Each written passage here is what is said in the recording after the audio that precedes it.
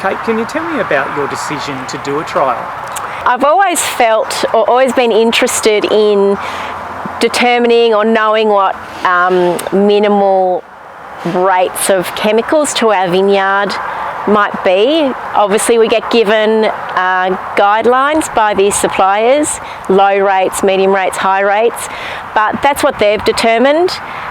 We're always interested in using the minimal amount of chemical possible, I guess, from a cost perspective, but also environmental and vineyard health.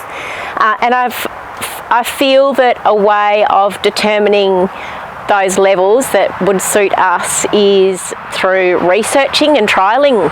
And so when I saw an email come through, I thought, oh wow, that's really interesting. I will pop in an expression of interest to participate.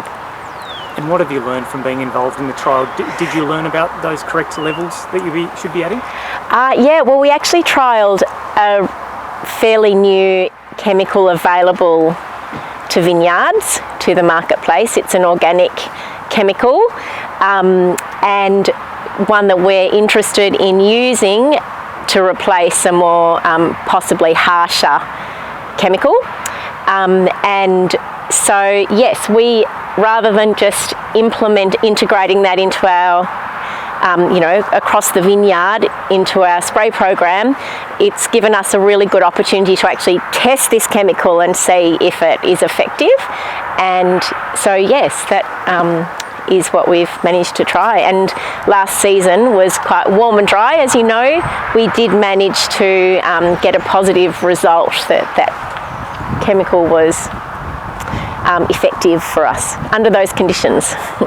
It was effective in preventing the development of botrytis, and so under those conditions in 2023-24, where it was warm and dry, we did notice some variation in the amount of botrytis that developed. We had 2 different spots in the vineyard, but we're not sure why that is yet. And so, but hopefully another year again to do some more trials will confirm some of our suspicions. Yeah, so what impact could these learnings have on you and your vineyard going forward into the future? So we've possibly learned, and I think with another year of trialling we'll learn a bit more about even just the hectare where we were doing the trial, why there was a little bit more botrytis in one section than the other, which is something we hadn't really thought about before. And we're thinking now, it might be that one spot's slightly windier, or one's got a bit of moisture coming up from the dam, or so just the microclimate within that 1 hectare.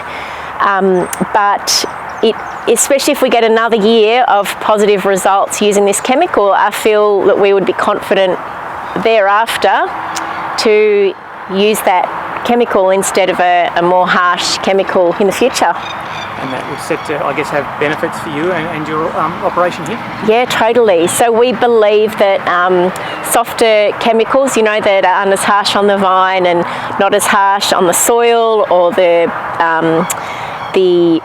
beneficial predators are all good, because the vine health is really dependent on a healthy, good nutrition, good soil health.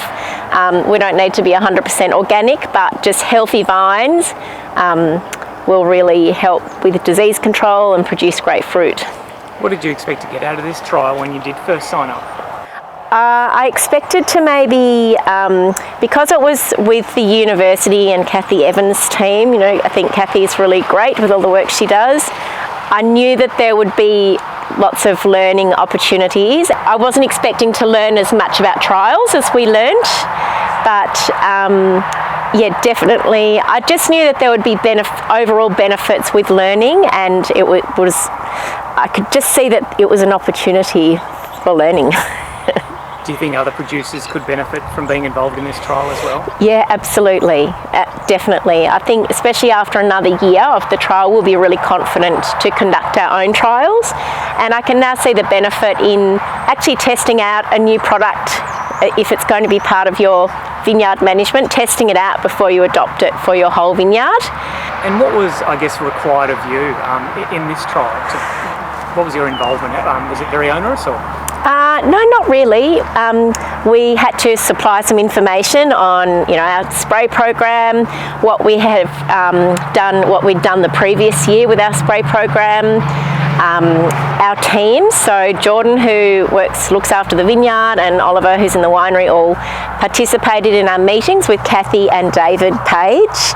And so we all talked quite a lot and thrashed around ideas about what our trial was going to be, what we're going to test, and what it would look like.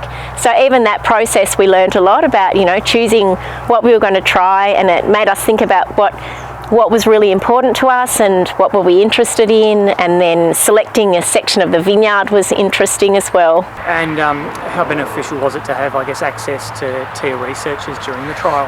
That was really great. And then just the discussions about what our problems in the vineyard were made us all quite aware of our vineyard. So I guess because they're researchers, they're used to asking questions, and so having them ask us questions made us think a lot about stuff. And yeah, actually working with two other growers in the Huon Valley was interesting too, because the three of us all came together a bit and shared our experiences, so it created a bit more collaboration within our region as well, and sharing problems that often were quite similar. Tell me about your Botrytis bunch rot problem. How big of a problem is it here, or how long have you experienced that for? Okay, well that's quite interesting, because Botrytis probably is not our biggest problem down here. It's powdery mildew we all seem to complain about, but in our Chardonnay we do tend to get Botrytis, so that's why we ended up doing our trials in the Chardonnay. But as Kathy explained, powdery mildew often can lead to Botrytis infection as well, so it's quite having a powdery mildew problem is still relevant to Botrytis. So she didn't walk away and say, no, I'm not interested, but you know, it was, so we talked a lot about powdery and how that would tie in with the research program. Working with Tia, with Kathy and David's been really interesting, and has really helped develop our skills with running trials. So they've held our hand the whole way through and pretty much designed the trials with our input, designed the trials and set it all up, and they've done all the measurements and shown us how to do it.